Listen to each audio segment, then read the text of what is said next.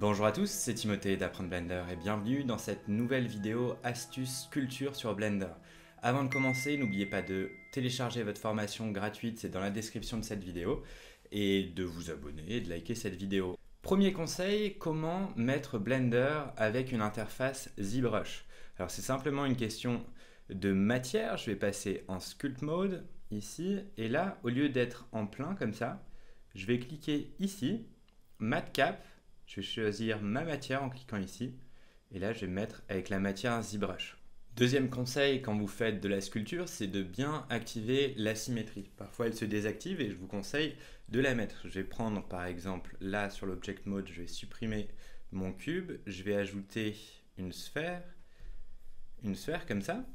Et pour bien activer la symétrie, si je vais dans Sculpting ici, j'active bien ici la symétrie. Comme ça, si je change ici, alors là ça ne se voit pas trop parce que j'ai pas mis des brushes trop fortes, mais on a bien une symétrie qui s'applique à droite comme à gauche. Troisième conseil, n'oubliez pas d'utiliser les raccourcis clavier. C'est vrai qu'on peut utiliser ici les raccourcis pour voir sur les axes X et Y, mais le mieux, à mon sens, c'est d'utiliser les raccourcis clavier. Donc là, attendez, je vais faire une face que vos type visage, on va se mettre en X, comme ça.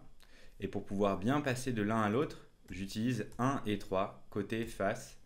1, 3, ça permet tout de suite d'aller beaucoup plus vite au niveau des raccourcis. Mais si vous voulez utiliser ça, il n'y a pas de souci, vous pouvez le faire. Nouvelle astuce, il faut faire attention parce que quand on est sur la caméra sur le Sculpt Mode, on a la fâcheuse tendance à avoir une focale à 50 mm. 50 mm, ça fait une forme de déformation de visage qui n'est pas très jolie. Le mieux, c'est de travailler avec 85 mm. Et à ce moment-là, vous n'aurez pas trop de difficulté à lire les volumes. Nouvelle astuce, bien utiliser les raccourcis clavier. Là, si jamais je veux changer le radius, il suffit d'appuyer sur F et de glisser à droite comme à gauche. Et ça va me permettre d'agrandir ou de rétrécir ma brush. Ça, c'est super important.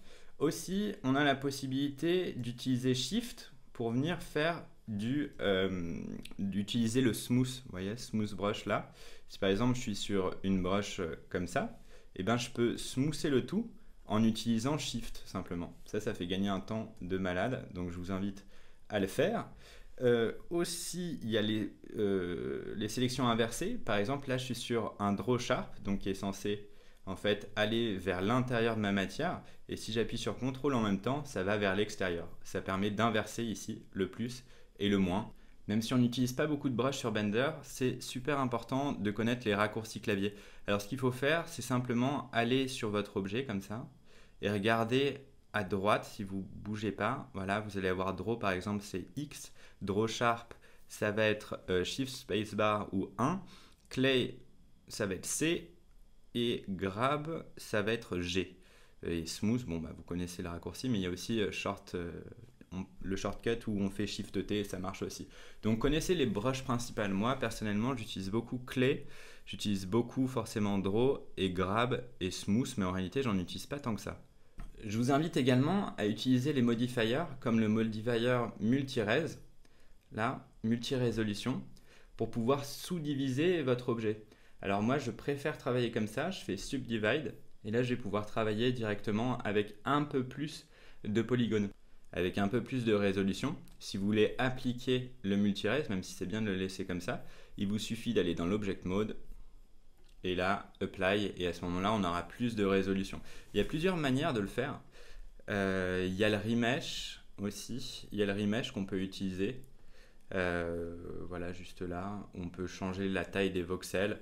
Moi personnellement, je suis un multi-res guy, je préfère, c'est beaucoup plus simple de mon point de vue, ça évite de trop se casser la tête. Ce qui est super important aussi dans Blender, c'est de rajouter des détails au fur et à mesure, c'est-à-dire éviter d'ajouter trop de polygones dès le début. Commencer doucement et sûrement. Par exemple, là, je vois que pour le début de mon visage, c'est pas mal, hein, je vais pouvoir travailler comme ça, il n'y a pas de souci. Mais si jamais j'ai besoin de plus de polygones, et je vais encore une fois faire de la sous-division. C'est super important. Par exemple, là, si je veux rajouter de la matière ici, vous voyez, j'ai pas assez de polygones pour que ce soit trop visible. Là, je fais Subdivide, et à ce moment-là, je vais pouvoir rajouter un petit peu plus de matière. Donc, pensez bien à chaque fois à rajouter de la matière et rajouter des sous-divisions au fur et à mesure. Ça sert à rien d'en mettre trop dès le début. Ça se fait vraiment à la fin. Nouvelle astuce, commencez toujours avec des formes de base. Vous voyez, là, je suis parti sur une UV sphère. Alors, il y a plusieurs écoles, soit ceux qui utilisent un cube qui viennent sous-diviser, et il y a ceux qui utilisent des sphères. Moi, je suis plus sphère que sous-division avec le cube, mais bon.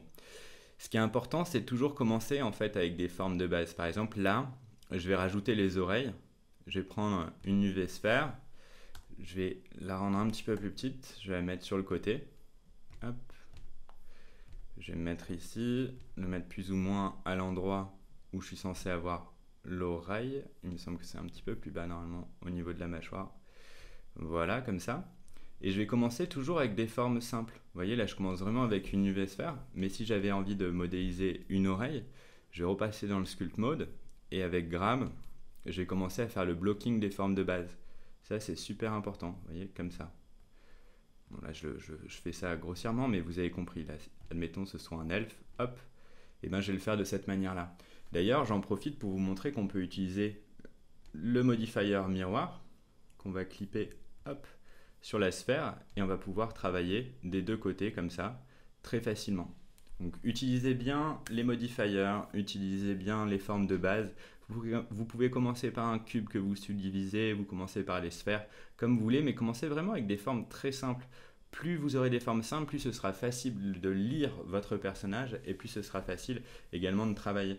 Alors au niveau des modifiers, moi j'utilise souvent Multi-Res, Mirror et aussi le Shrink Wrap. Shrink Wrap, ça permet vraiment de coller. Par exemple, si vous voulez modéliser les sourcils, ça va coller tous vos points sur le mesh. Et ça, c'est super important. Donc les modifiers, voilà, Shrink Wrap, Solidify aussi, j'utilise pas mal. Et sans plus, après, j'utilise pas trop les autres. Comme ça reste largement suffisant pour faire des personnages basiques. Alors, une des manipulations que vous devez connaître, c'est comment joindre des objets. Par exemple, là, j'ai envie de joindre mes oreilles à mon visage. Bah déjà, je vais appliquer le modifier. Je vais sélectionner ma tête. Shift, je sélectionne aussi les oreilles. Je vais aller dans Object et je vais lui dire que je veux joindre les objets, POMJ dans mon cas, Object Join. Et à ce moment-là, je vais avoir mon objet vraiment joint. Voilà, j'ai un seul et même objet. Si vous voulez avoir les jointures qui se fassent bien, ce qui est important aussi, c'est d'apprendre à remesh l'ensemble. Donc là, par exemple, je me mets en Sculpt Mode. Alors là, c'est normal, comme on a joint deux objets, forcément, il me met des sélections disparates. Il suffit d'appuyer sur W, Face, Set from Visible, et à ce moment-là, on va réapparaître en normal. Si j'ai envie de remesh l'ensemble pour pouvoir smoother par exemple sur le côté là, il suffit d'appuyer sur Remesh et Remesh. Et à ce moment-là, je vais avoir plus de polygones et surtout les jointures qui vont être faites. Alors là, faites attention parce que si on passe en Edit Mode, vous voyez, on commence déjà à avoir énormément de pixels. Aussi, j'aimerais vous montrer une technique assez simple lorsque vous faites par exemple des jambes, c'est d'utiliser les booleans par exemple. Je vais vous montrer, je vais supprimer ça. Et je vais faire grossièrement une botte. Donc je vais prendre une mèche, je vais commencer par un cube. Hop. Je vais sélectionner la face du dessus, G, Z, comme ça. Mettre une loop cut ici. Je fais vraiment grossièrement. Je sélectionne la face qui est là. G, Y. Alors, je vais faire plutôt une extrusion. Hop, comme ça. Et je vais appliquer un subdivision sur face avec un peu plus. Je fais rapidement. Hop. Et hop. Admettons, voilà, j'ai ma boot. Et si jamais j'avais voulu la découper à partir d'une jambe qui aurait été faite, ben, il y avait une technique assez simple. C'est d'aller dans Add, Mesh. Je vais rajouter un cube et je vais utiliser les booleans pour pouvoir supprimer. Par exemple, là, je vais l'utiliser comme un cut. Voilà, j'ai envie de supprimer ça à ça. Ben, c'est très simple. Là, dans Add Modifier, je vais aller dans Boolean et je vais lui dire que je veux supprimer cet objet. Voilà, comme ça. Et là, vous voyez, j'ai supprimé cette partie haute de mon objet. Il me suffit d'appliquer les modifiers pour récupérer toute la géométrie. C'est une technique qui me semble bien plus simple qu'utiliser les masquages. Ce qui me semble super important aussi, lorsque vous travaillez sur une sculpture, c'est d'utiliser des références. Ça, c'est vraiment super, super important. Alors, la technique, je pense que vous la connaissez, mais je vais vous la montrer quand même. Je fais un clic gauche sur le côté, comme ça. Et là, je vais passer ça en Image Editor et je vais ouvrir. Non, il me semble que j'avais une image sur le côté. Je vais ouvrir ma référence juste ici. Alors, vous pouvez soit travailler comme ça, soit utiliser directement ce livre. Ça, c'est vraiment la Bible, c'est très connu. C'est l'anatomie pour les sculpteurs. Dedans, il y a vraiment toutes les proportions, voilà, pour pouvoir travailler vos modèles et pas trop vous perdre. En plus, ce qui est pratique, c'est qu'il part de forme vraiment très très simple. Et ça, je vous le conseille, je vous le mets dans la description. L'anatomie pour les sculpteurs, c'est vraiment super connu. Tout le monde utilise ça. Ça, c'est vraiment au top. Vous pouvez utiliser l'outil d'annotation qui est là pour vous mettre des repères comme ça. Ou alors carrément, par exemple, on sait que une tête, alors je vais me mettre en face, on sait qu'une tête, ça équivaut à 1/7 du corps. Donc par exemple, je peux ajouter ici Mesh, je vais ajouter un plane RX90. Je vais le mettre ici et je peux l'utiliser comme point de repère. Je peux même supprimer dans l'edit mode la partie. C'est la partie qui est là. Alors, X, OnlyFace, voilà, comme ça. Là, je vais avoir juste mon point de repère et je peux utiliser le modifier, par exemple, arrêt, sur le X, là, 0, on va mettre moins 1 comme ça. Et là, je vais pouvoir lui rajouter, par exemple, on sait qu'un visage, c'est 7 fois, donc, tac, 7 fois, comme ça, là je sais que mes pieds sont censés être là. Voilà, c'est une petite astuce de repère, après rien ne vous empêche de le supprimer, mais ça vous permettra de faire le blocking vraiment proprement. Aussi, quand vous voulez faire un petit posing sur un personnage et éviter voilà, d'avoir un personnage trop figé comme ça, ce qui est pas mal, c'est d'utiliser un auto-rig. Alors la technique, je l'ai déjà montré dans une vidéo, mais vous pouvez par exemple là aller dans Add et ajouter une armature.